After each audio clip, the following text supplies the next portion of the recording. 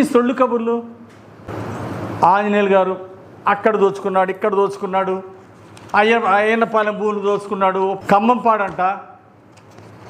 ఇన్ని భూములు దోచుకున్నామని చెప్పేసి 5 ఏళ్ల నుండి కుక్కవాగుడు ఆగావు. నేను ఆ రోజే చెప్పాను, నువ్వు అధికారం ఉన్నప్పుడు చెప్పా, ఏమయ్య ఎకరాలు కదా బొల్లా, నీకు దమ్ముంటే ఒక్క సెంటు నేను కానీ నా బంధువులు కానీ ఉన్నట్టు నువ్వు నిరూపించు, రాజకీయాల నుండి శాశ్వతంగా తప్పుకుంటానని చెప్పా. 5 ఏళ్ళు నువ్వు అధికారం నుండి ఎందుకు పీకలేకపోయావు? ఏం పీకావు నువ్వు? అప్పుడు కాదు ఇప్పుడు కాదు, ఎప్పుడు నువ్వు పీకేదేం లేదు. నీలాంటి దోపిడీదారులు, కబ్జాదారులు మమ్మల్ని ఇంటికి కూడా పీకలేరు. ఆ విషయం గుర్తుపెట్టుకో. నువ్వు చేసేదల్లా నీ కబ్జాలు కప్పించుకోవడానికి, గతంలో నువ్వు చేసిన దౌర్జన్యాలు, నువ్వు ఈ వినుకొండకు పరిచయం చేసిన గంజాయిలు, ఈ ప్రజలు మర్చిపోవడానికి అప్పుడప్పుడు వస్తావు, గెస్ట్ యాక్టర్ లాగా నర్సాపేట నుండి వస్తావు, ఓ ప్రెస్ మీట్ పడేసిపోతావు జనాల ముఖాన. నీ ఫేక్ న్యూస్, నీ దుష్ప్రచారాలు వినుకొండ ప్రజలు నమ్మే పరిస్థితిలో లేరు. వస్తే ఎదుటోళ్ళ మీద బురజల్లటం, పోవటం. నేను ఆ రోజు చెప్పాక, సెంటు కానీ నా పేరుతో కానీ నా బంధువుల పేరుతో కానీ సెంటు భూమి ఉన్నా నువ్వు నిరూపిస్తే అసలు రాజకీయాల నుండి తప్పుకుంటానని చెప్పాగా. లాస్ట్ టైం అసలు పోటీ చేయనని చెప్పాగా, నిరూపిస్తే ఎందుకు చేయలేకపోయావు? అసలు మా కంపెనీ గురించి మాట్లాడే అర్హత నీకుందా? శివశక్తి గ్రూప్ ఆఫ్ కంపెనీస్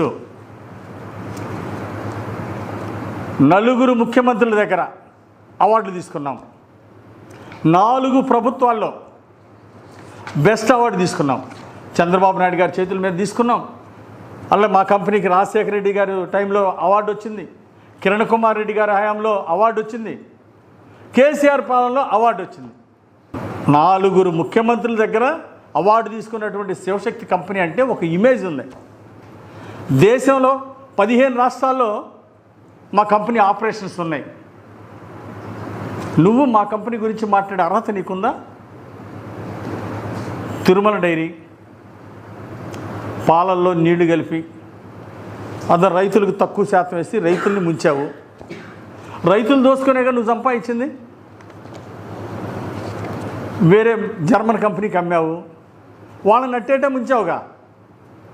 ఇప్పుడున్నది ఏదో పెట్టాడు కదా వల్లభా డైరీ, ఆ కంపెనీ నిబంధనల ప్రకారం 5 ఏళ్ళు ఈయన ఆ కంపెనీ అమ్మినందుకు, వాళ్ళు కొన్నందుకు 5 ఏళ్ళు అలాంటి వ్యాపారం పెట్టనని చెప్పేసి అగ్రిమెంట్ ఇచ్చి డబ్బులు దండుకున్నారు.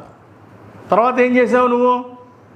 అమ్మిన 3వ నెలలోనే, 5 ఏళ్ళు ఆకుండా అమ్మిన 3వ నెలలోనే వల్లభా డైరీ పెట్టి నీకు సంబంధం లేనట్టు మొత్తం నడిపించావు. కొంతకాలం తర్వాత ఇక మొత్తం నువ్వే దాన్ని నడిపిస్తున్నావు. బినామీ పేర్లతో వల్లభా నడిపించింది నువ్వు కాదా? అసలు జర్మనీ కంపెనీ వాళ్ళని అమ్మి మోసం చేసింది నువ్వు కాదా?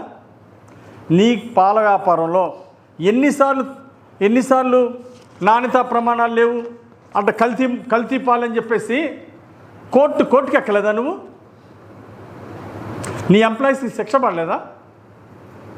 దీనికేం సమాధానం చెప్తావు? గుట్కాలు గంజాయిలు తాగేవాళ్ళు వీరంగం వేస్తే బస్టాండ్ దగ్గర, రైల్వే స్టేషన్ దగ్గర అరిచేతిలో ప్రాణాలు పట్టుకొని మహిళలు పోయారు. యథేచ్ఛగా వచ్చి దోపిడీ చేస్తూ ఉంటే గంజాయి బ్యాచి దిక్కులేని పరిస్థితి వచ్చింది ప్రజలకి వినుకొండలో. అందుకే మిమ్మల్ని చిత్తుగా ఓడించారు ప్రజలు. నేను గర్వంగా చెప్తున్నా, ఎన్డీఏ పాలన వచ్చినాక ఎక్కడైనా గుట్కాలు గంజాయి కనపడ్డాయా? గంజాయిలకి అదే ఈరోజు గంజాయి మీద ధైర్యం ఎవరికన్నా ఉందా? వినుకొండ గడ్డ మీద కానీ రాష్ట్రంలో కానీ? అది ఎన్డీఏ పాలన అంటే. ఎక్కడైనా గత 5 ఏళ్ళు అలవాటు పడిన తర్వాత ఎక్కడైనా వ్యభిచారాలు కనపడితే దాని మీద యాక్షన్ తీసుకున్నారు. మీరు పర్మనెంట్గా కొన్ని లాడ్జిలో మీరు ప్యాకెట్లు అడిచారు. మా ప్రభుత్వం వచ్చినాక రైడ్ చేసి కేసులు పెడితే అందులో మీ వైసీపీ నాయకులు కూడా రెడీ హ్యాండ్గా దొరికిపోయి కోర్టుకి ఎక్కారు. ఇంకేం నేను మాట్లాడేది? మీ వైసీపీ అనుకునే వాళ్ళ లాడ్జిలో రెడీ హ్యాండెడ్గా మీరు ఆడిచ్చారు, ప్యాకెట్లు ఆడిచ్చారు, వ్యభిచారాలు నడిపారు. ఈరోజు సిగ్గు లేకుండా ఎదుటోళ్ళ మీద బురదజల్లే కార్యక్రమం పెట్టుకుంటావు. ఎవరు నమ్ముతారు నీ ప్రజలు? నీ సోది మాటలు ఎవరైనా నమ్ముతారా? వినుకొండ ప్రజలు 5 ఏళ్ళు నమ్మారు, చూశారు. నీ అబద్ధాలకు వెళ్ళాక ఇంటికి పంపించేశారు. నీ దోపిడీలు, నీ అరాచకాలకి వినుకొండ ప్రజలు తెరదించారు. వన్ టైం ఎమ్మెల్యే బొల్ల, ఒక్క అవకాశం అంటే వచ్చినోడు బొల్ల. ఈరోజు మళ్ళీ ప్రజల్ని దగా చేసిన తర్వాత, మోసం చేసిన తర్వాత సిగ్గు లేకుండా రాజకీయాల్లో ఉన్నాడు. చెంచలు కూడా జైల్లోకి వెళ్ళొచ్చి కూడా సిగ్గు లేకుండా ఉన్నాడు. అసలు వైసీపీ అవినీతితో పుట్టిన పార్టీ, శవ రాజకీయాలతో పుట్టిన పార్టీ. అది జగన్మోహన్ రెడ్డికి బుద్ధి ఉందా? ఇలాంటి భూ కబ్జాదారుల్ని, ప్యాకాట్లాడిచ్చిన వాళ్ళని, బ్రోతల్ హౌస్లు నడిపిన వాళ్ళని వెనకేసుకొస్తాడా?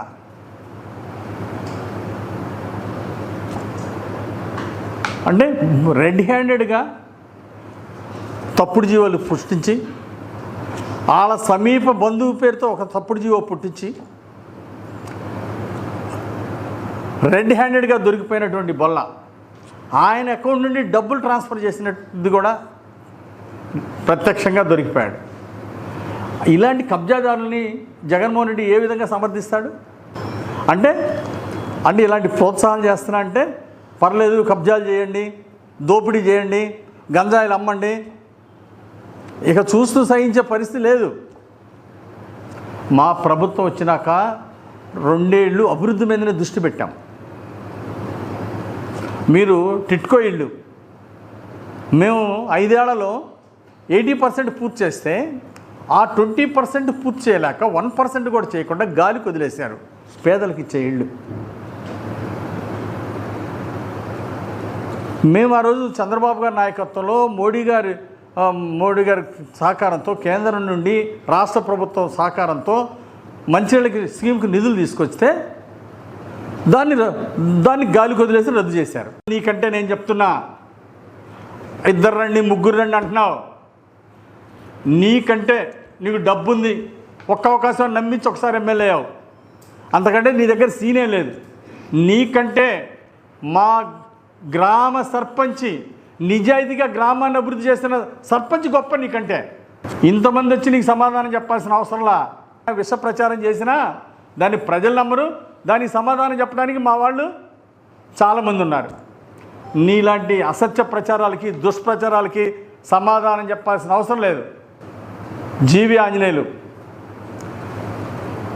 25 ఏళ్ళుగా వినుకొండ గడ్డ మీద రాజకీయాల్లో ఉన్నా ఏ రోజు అవినీతి మచ్చలేదు. ఈ రాష్ట్రంలో నాలాగా నిజాయితీ పనులు చాలామంది ఉన్నారు. తెలుగుదేశంలో, ఎన్డీఏలో చాలామంది ఉన్నారు. నిజాయితీగా ఉన్నోళ్ళలో వాళ్ళల్లో నేను అగ్రభాగాన్ని ఉంటానని ఈ సందర్భంగా తెలియజేస్తున్నా. ఇప్పుడే కాదు, జీవితంలో ఎప్పుడైనా సరే రూపాయలు లంచం తీసుకోకుండా పేదల కోసం, వినుకొండ ప్రాంత అభివృద్ధి కోసం, పల్నాడు జిల్లా అభివృద్ధి కోసం కట్టుబడి ఉన్నా. నీలాగా అధికారం వస్తే దోచుకోవటం, దాచుకోవటం, ఒకప్పుడు ఏదో ఆయన పాపం చేస్తే కొడుకులు తగిలిద్దో ఏదో అంటారు. ఇప్పుడు అది కాదు. వచ్చే జన్మలో అని కొంతమంది అంటారు. ఇప్పుడు అది కాదు. ఎప్పుడు పాపం చేస్తే అప్పుడే అదే జన్మలో రిటర్న్ గిఫ్ట్ ఇస్తున్నాడు దేవుడు. చెంచలగూడకి వెళ్ళి చెప్పకూడదు తిన్న బుద్ధిరాల బొల్లాకి. ఈ నీలాంటి అసత్య ప్రచారాలు ఇప్పుడైనా మానుకో. ఇప్పుడైనా కన్స్ట్రక్టివ్గా వినుకొండ పనికొచ్చే సలహాలు చెప్పు, నిన్ను ప్రజలు అభినందిస్తారు.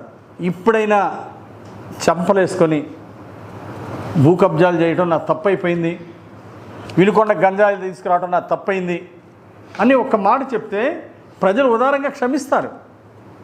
వినుకొండ కన్స్ట్రక్టివ్గా ఉపయోగపడేటువంటి సలహాలు చెప్పు.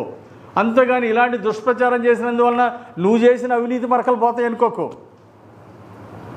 ఇలాంటి ప్రెస్ మీట్లు నువ్వు రోజు ప్రెస్ మీట్లు పెట్టి తప్పుడు ప్రచారాలు చేసినంత మాత్రాన ప్రజలు నమ్ముతారు అనుకోకు. ఊరేగం పెట్టుకున్నంత మాత్రాన నీ కబ్జాలు చరిత్ర మర్చిపోతారా ప్రజలు? మక్కెన స్నేహధర్మంగా వచ్చి నీ కోసం నిలబడి పనిచేసి నీ గెలుపులో భాగస్వామ్యం చేశాడుగా మక్కెన మల్లికార్జును. నమ్మినని నొట్టేట ముంచడం నీ నైజం. ఆయన చేపల చెరువు వాళ్ళ నాన్న టైం నుండి వాళ్ళు వ్యాపారం చేస్తున్నారు. చేపల చెరువు సొసైటీలు ఉన్నాయి, వాళ్ళతో కలిసి పనిచేస్తారు. దాంట్లో తప్పేంటి? మరి నీ టైంలో కూడా ఆయన చేశాడుగా.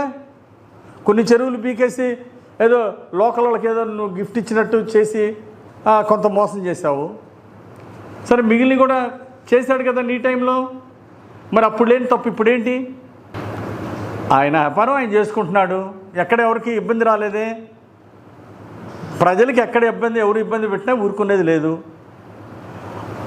సో ఆయన చేపల వ్యాపారం ఆయన చేసుకుంటూ ఉంటే, చేపల చెరువులు చేసుకుంటూ ఉంటే నీ కడుపులో నొప్పి ఏంటి? బొల్లా చేసే విమర్శలు మక్కన మీద కానీ ఎంపీ గారి మీద కానీ నిరాధారమైనటువంటి ఆరోపణలు చేయటం చాలా బాధాకరం. నా మీద 5 ఏళ్ళు ఒక్క ఆధారం చూపించలేకపోయావు.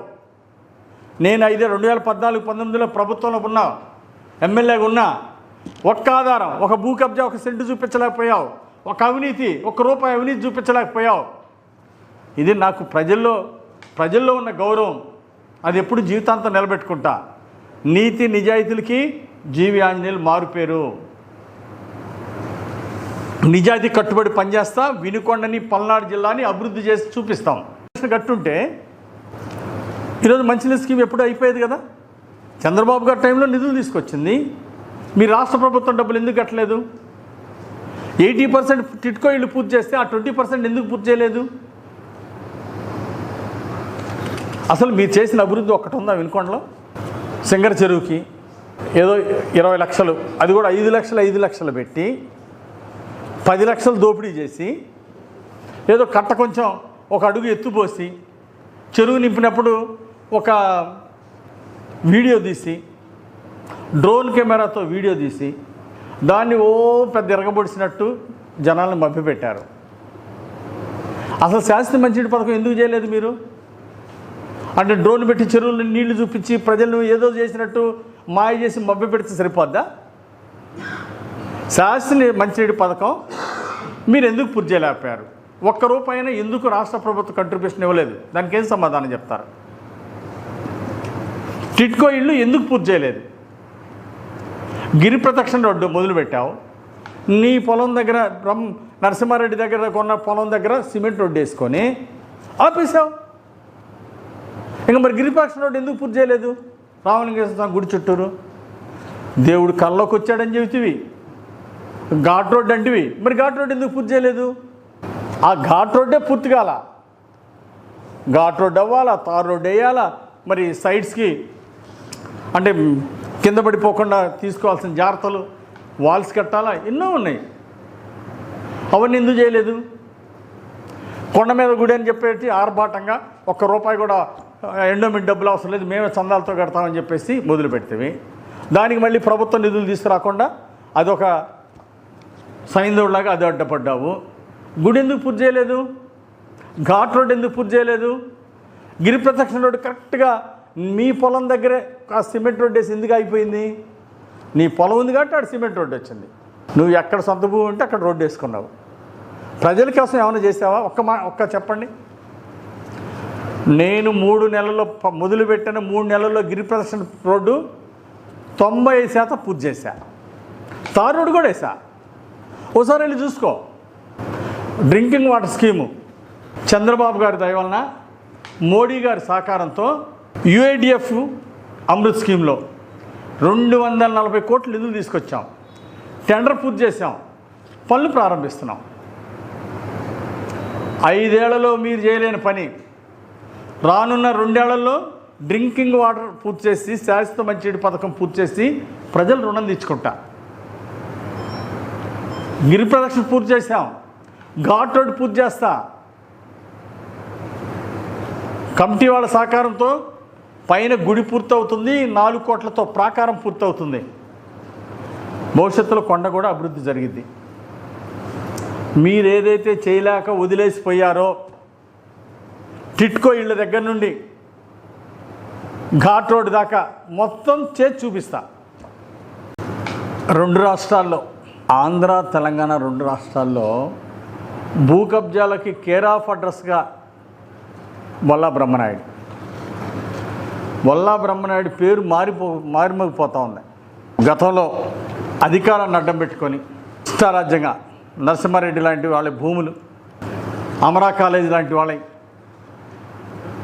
జోసెఫ్ రెడ్డి లాంటి దళితులు ఎంతోమందిని బెదిరించి భూ కబ్జాలు చేశాడు. ఎన్డీఏ ప్రభుత్వం వచ్చింది, ఇక్కడ మన ఆటలు సాగమని చెప్పి వెళ్ళి తెలంగాణలో 1500 కోట్ల రూపాయల భూమి 35 కోట్లకే కొట్టేయాలని ఫోర్జరీ పత్రాలు, ఫోర్జరీ జీవోలు, ఫోర్జరీ ఐఏఎస్ సంతకాలు అన్నీ పెట్టి భూమి కబ్జా చేయాలని చూస్తే చెంచలు కూడా జైలు కూడి తినాల్సి వచ్చింది. నేను అనుకున్నాను వీళ్ళు వచ్చినాక చెంచలు కూడా చెప్పుకూడు తిన్నాక కనీసం కొంచెమన్నా మార్పు వస్తుందేమో, పరివర్తన వస్తుందేమో, వినుకొండ ప్రజలకి క్షమాపణ చెప్పి ఇక్కడ నుండన్నా రోజు అసత్యాలు మాట్లాడను, భూ కబ్జాలు పోను అని మాట్లాడతాడేమో అనుకున్నా.